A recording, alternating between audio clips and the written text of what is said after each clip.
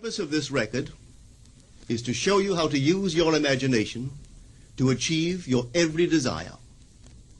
Most men are totally unaware of the creative power of imagination and invariably bow before the dictates of facts and accept life on the basis of the world without.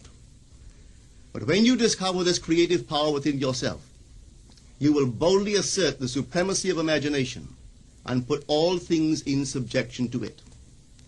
When the man speaks of God in man, he is totally unaware that this power called God in man is man's imagination.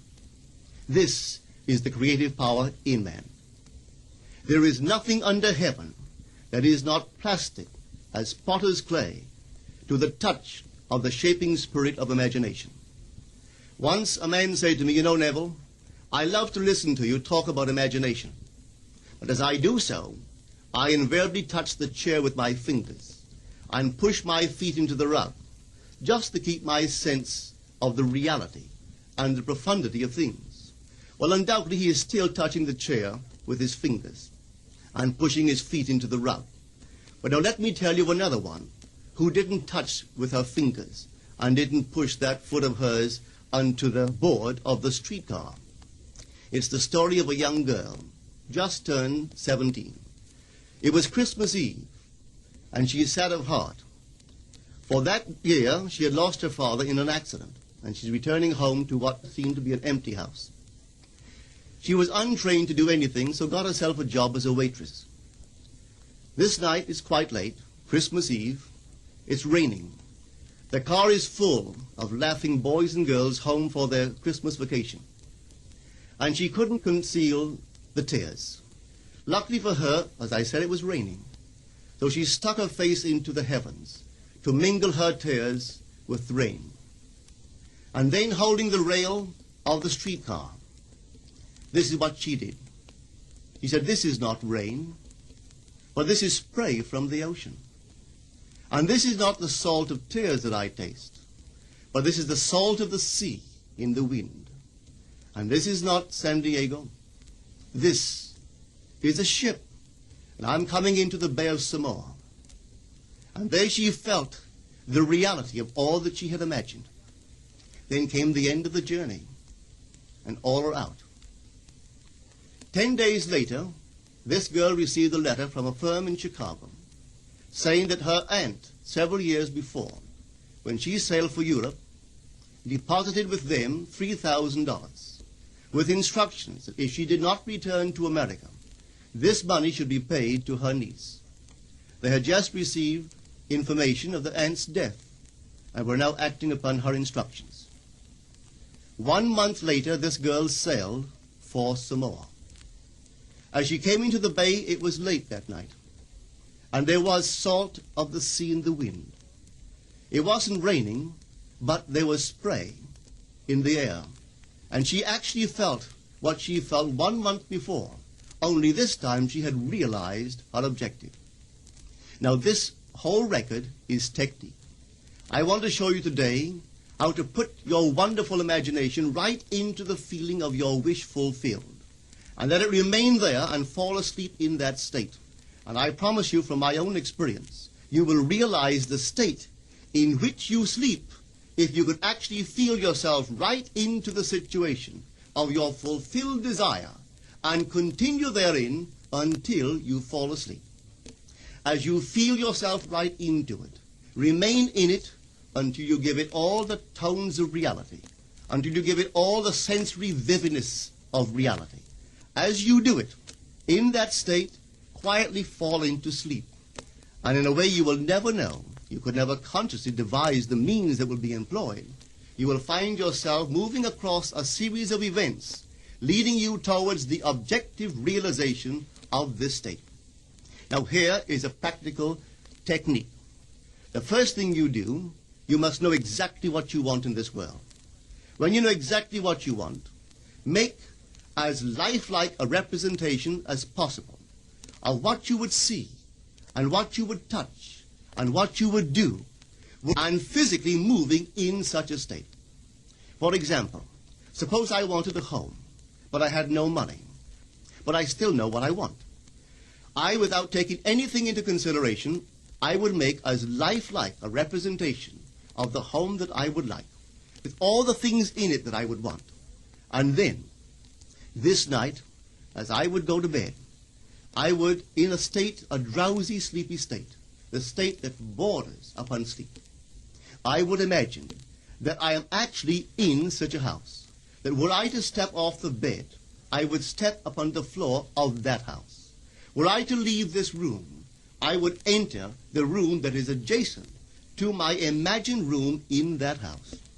And while I am touching the furniture and feeling it to be solidly real, and while I am moving from one room to the other in my imaginary house, I would go sound asleep in that state. And I know that in a way I could not consciously devise, I would realize my house. I have seen it work time and time again.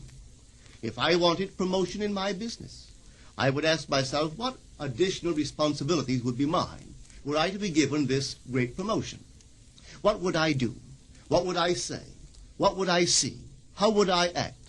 And then in my imagination, I would begin to see and touch and do and act as I would outwardly see and touch and act were I in that position.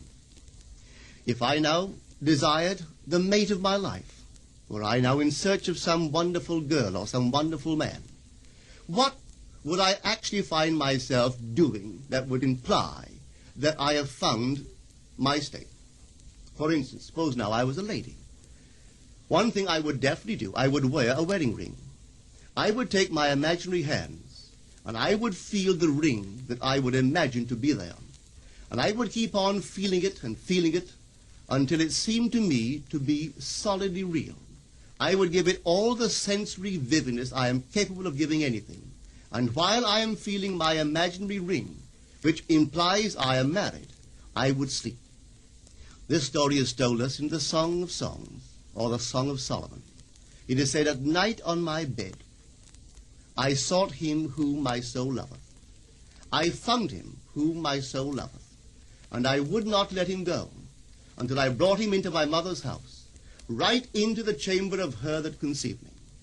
If I would take that beautiful poem and put it into modern English, into practical language, it would be this. While sitting in my chair, I would feel myself right into the situation of my fulfilled desire. And having felt myself into that state, I would not let it go. I would keep that mood alive, and in that mood, I would sleep. That is, taking it right into my mother's chamber, into the chamber of her that conceived me. You know, people are totally unaware of this fantastic power of the imagination. But when man begins to discover this power within him, he never plays the part that he formerly played. He doesn't turn back and become just the reflective life. From here on in, he is the affecter of life. The secret of it is to center your imagination in the feeling of the wish fulfilled and remain therein. For in our capacity to live in the feeling of the wish fulfilled lies our capacity to live the more abundant life. Most of us are afraid to imagine ourselves as important and noble individuals, secure in our contribution to the world, just because at the very moment that we start our assumption, reason and our senses deny the truth of our assumption. We seem to be in the grip of an unconscious urge which makes us cling desperately to the world of familiar things and resist all that threatens to tear us away from our familiar and seemingly safe moorings. But I appeal to you to try it. If you try it, you will discover this great wisdom of the ancients, for they told it to us in their own strange, wonderful, symbolical form. But unfortunately, you and I misinterpreted their stories and took it for history when they intended it as instruction to simply achieve our every objective. You see, imagination puts us inwardly in touch with a world of states. These states are existent. They are present now. But they are mere possibilities while we think of them. But they become overpoweringly real when we think from them and dwell in them. You know, there's a wide difference between thinking of what you want in this world and thinking from what you want. Let me tell you, when I first heard of this strange and wonderful power of the imagination, it was in 1933 in New York City. An old friend of mine taught it to me. He turned to the 14th of John, and this is what he read. In my Father's house are many mansions. If it were not so, I would have told you. I go to prepare a place for you. And if I go and prepare a place for you, I will come again and receive you unto myself, that where I am, there ye may be also. He explained to me that this central character of the Gospels was human imagination, that mansion was not a place in some heavenly house, but simply my desire. If I would make a living representation of the state desired, and then enter that state and abide in that state, I would realize it. At the time, I wanted to make a trip to the island of Barbados in the West Indies, but I had no money. He explained to me that if I would that night, as I slept in New York City, assume that I was sleeping in my earthly father's house in Barbados, and go sound asleep in that state, that I would realize my trip. Well, I took him at his word and tried it. For 1 month, night after night, as I fell asleep, I assumed I was sleeping in my father's home in Barbados. At the end of my month, an invitation from my family came, inviting me to spend the winter in Barbados. I sailed for Barbados the early part of December of that year. From then on, I knew I had found this Savior in myself. The old man told me that it would never fail. Even after it happened, I could hardly believe that it would not have happened anyway. That's how strange this whole thing is. On reflection, it happens so naturally. You begin to feel or to tell yourself, well, it would have happened anyway.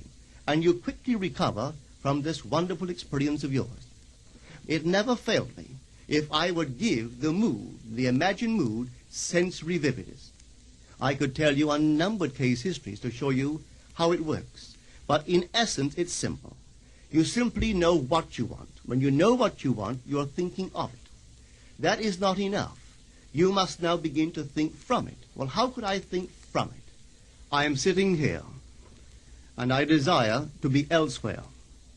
How could I, while sitting here physically, put myself in imagination at a point in space removed from this room and make that real to me? Quite easily.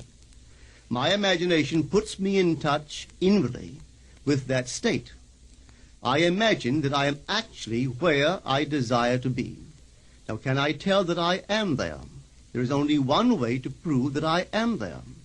For what a man sees when he describes his world is as he describes it relative to himself. So what the world looks like depends entirely upon where I stand when I make my observation. So if, as I describe my world, it is related to that point in space I imagine that I am occupying, then I must be there. I am not there physically, no, but I am there in my imagination, and my imagination is my real self. And where I go in imagination and make it real, there I shall go in the flesh also. When in that state I fall asleep, it is done. I have never seen it fail. So this is the simple technique on how to use your imagination to realize your every objective. Here is a very healthy and productive exercise for the imagination. Something that you should do daily. Daily relive the day as you wish you had lived it, revising the scenes to make them conform to your ideals. For instance, suppose the day's mail brought disappointing news. Revise the letter. Mentally rewrite it and make it conform to the news you wish you had received. Or suppose you didn't get the letter you wish you had received. Write yourself the letter and imagine that you received such a letter. Let me tell you a story that took place in New York not very long ago. In my audience sat this lady who had heard me numberless times. And I was telling the story of revision, that man, not knowing the power of imagination, he goes to sleep at the end of his day, tired and exhausted, accepting as final all the events of the day. And I was trying to show that man should, at that moment, before he sleeps, he should rewrite the entire day and make it conform to the day he wished he had experienced. Here is the way a lady wisely used this law of revision. It appears that 2 years ago she was ordered out of her daughter-in-law's home. For 2 years there was no correspondence. She had sent her grandson at least 2 dozen presents in that interval, but not one was ever acknowledged. Having heard the story of revision, this is what she did. As she retired at night, she mentally constructed 2 letters. One she imagined coming from her grandson, and the other from her daughter-in-law. In these letters they expressed deep affection for, and wondered why she had not called to see them. This she did for 7 consecutive nights, holding in her imaginary hand the letter she imagined she had received, and reading these letters over and over until it aroused within her the satisfaction of having heard. Then she slept. On the 8th day, she received a letter from her daughter-in-law. On the inside there were 2 letters, one from her grandson and one from the daughter-in-law. They practically duplicated the imaginary letters that this grandmother had written to herself 8 days before. This art of revision can be used in any department of your life. Take the matter of health. Suppose you were ill.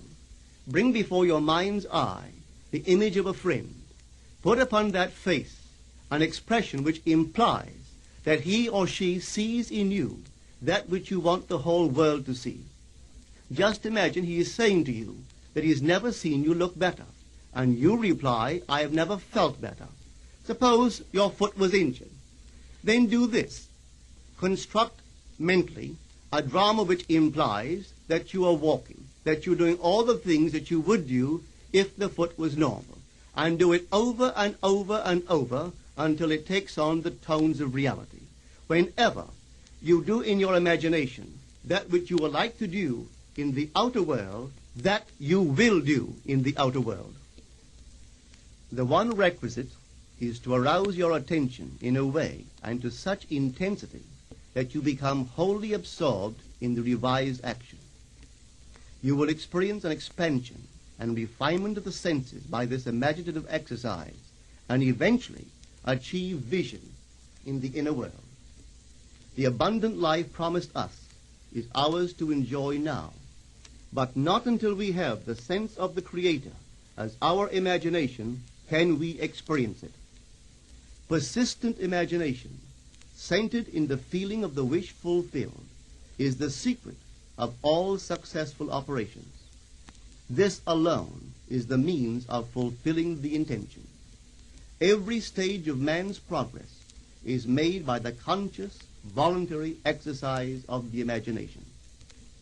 Then you will understand why all poets have stressed the importance of controlled, vivid imagination. Listen to this one by the great William Blake. In your own bosom you bear your heaven and earth, and all you behold, though it appears without, it is within, in your imagination, of which this world of mortality is but a shadow. Try it, and you too will prove that your imagination is the Creator.